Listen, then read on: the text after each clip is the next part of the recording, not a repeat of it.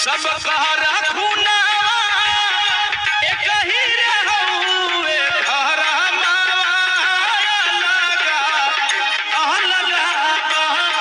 पीछे के बतिया भूलत रहा रानी झुलुहा लगा के ओरावा में अभोरवा ले झूलत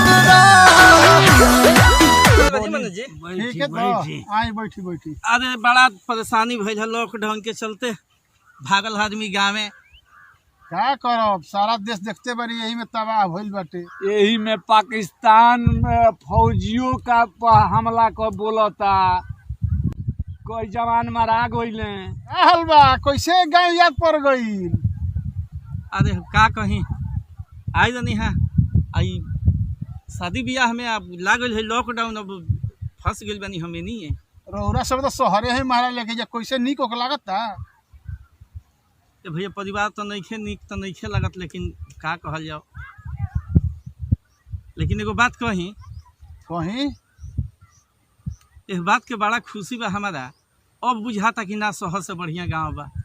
अरे महाराज लेके अब का करब, शहर में खानो पीना के तो तबाही बहुए। ना एगो बात तो बा कि हम झूठ ना बोलम, सही बात कहता नहीं कि आज इस चीज के एकदम पूर्ण रूप से विश्वास हो गई है कि ना शहर के अपेक्षा आज भी गांव के वैल्यू ज्यादा बढ़ुए।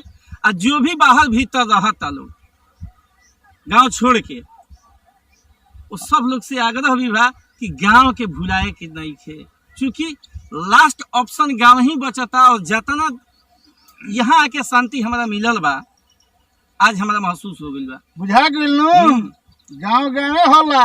बाल बच्चा परिवार सब एगो रूम में कैद बने, हम पूरा गांव में घूम रहा बानी। का हो का है आजादी मिली। अरे महल एजा रौरा आइल बानी त काका चाचा बाबा दादा सब अपन बाने एजा नजर आवताने।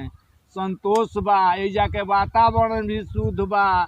इ देहात नु ह, एजा बहुत कोरोना कम मिली है। बा का घूमे के तो पार्क बा, ऐसा सरे थोड़े मिली हो जा चरे। ठीक है भैया लोग, हाँ देखत नहीं हम शहर में गांव में कितना अंतर बा। बहुत अंतर बा, बहुत अंतर बा। शहर में कोई के नहीं चिन्हत। अब याद पड़ गइल गाँव का कहला। अरे तो यही जा सब अपन जागीर बा, वही जा दोसरा पर पलता लोग, दोसर रक्षक बउए। एजा तो सब अपन अस्थाई कुल जगह जमीन बउए। एजा तो कुछो खा पी के रह जाई आदमी।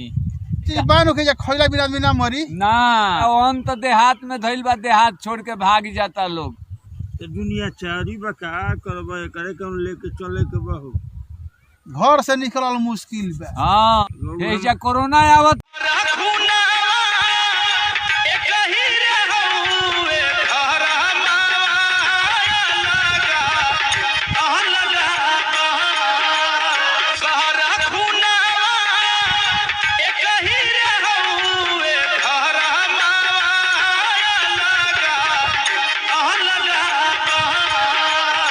सब कहरा खूना एक ही रहूए घर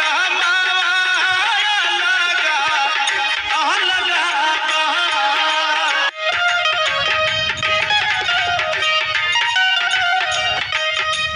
अलख निरंजन जय हो आई जोगी सब कहरा खूना सब कहरा खूना एक ही रहूए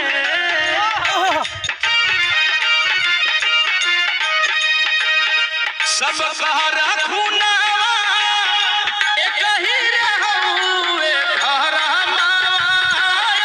लगा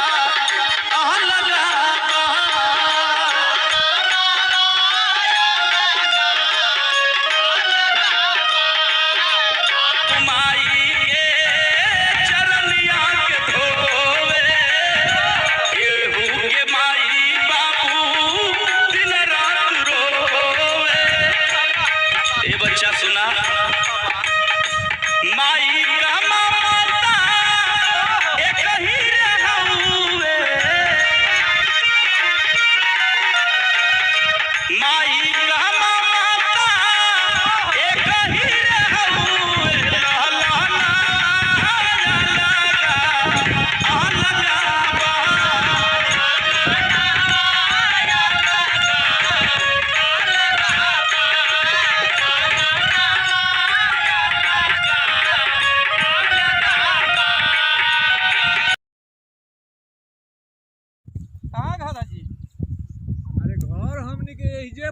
ओने से हाँ भोजपुरिया गला के नहीं का अरे मैं तो है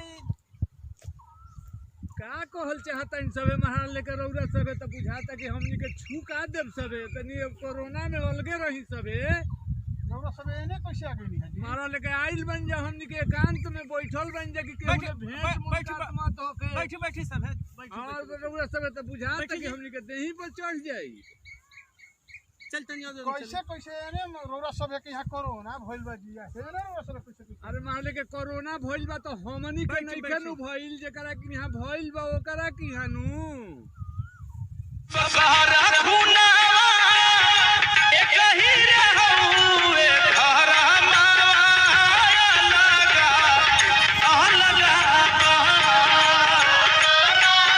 सब बहरा खुनावा एक ही रहूए घरा माया लगा